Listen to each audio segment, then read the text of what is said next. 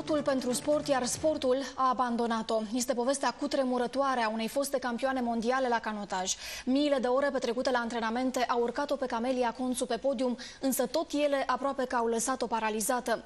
Mai mult decât boala, o doare însă indiferența autorităților. Lăsată fără vreun venit din sport, fosta campioană abia își duce zilele, iar pensia de handicap nu-i ajunge nici măcar pentru medicamente.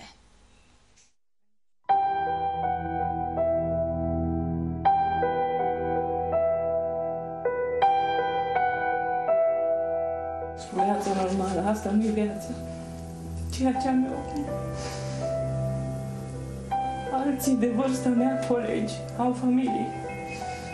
Eu am doar dureri. Dureri insuportabile, care nu lasă nici să respire. La 33 de ani, fosta campioană mondială a trecut deja prin 2 operații la coloană și merge doar cu ajutorul unei cârje. Privește spre mănunchiul de medalii și îi se pare că sunt din altă viață. Că nu s-ale mele. Că a tras altcineva în locul meu.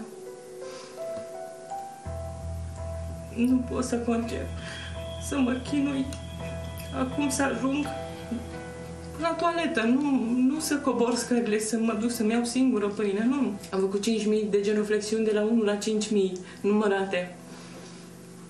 Acum nu pot să fac 2 pași la stânga, 2 la dreapta, fără să amețesc.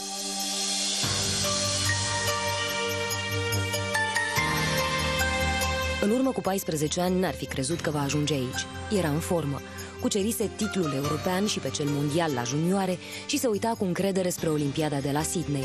Atunci au început durerile de spate. Am cerut să vin la Iași, să fac investigații la alți medici.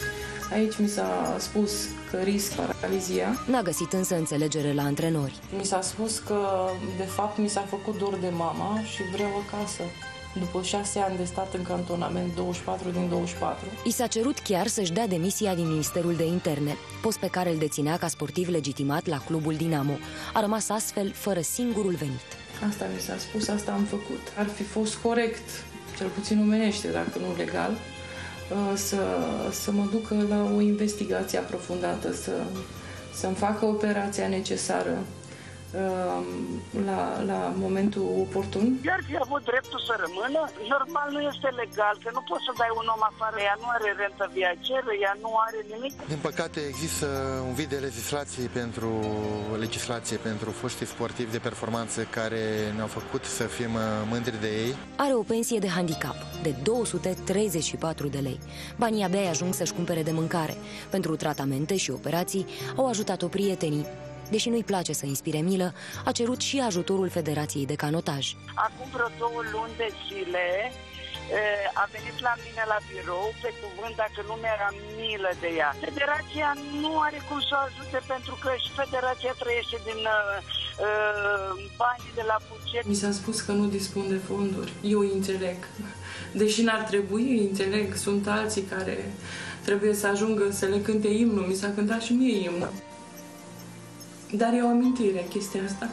Amintirile nu plătesc însă onorariul medicilor, iar săptămâna viitoare Camelia trebuie să se interneze din nou, fără bani în buzunare, doar cu spiritul de luptătoare care i-a adus pe vremuri aurul. Dumnealor nu știu, nu-și închipuie măcar o secundă ceea ce trag eu acum. Camelia nu trebuie și nu. Niciodată. Foștii antrenori ai sportivei nu au comentat.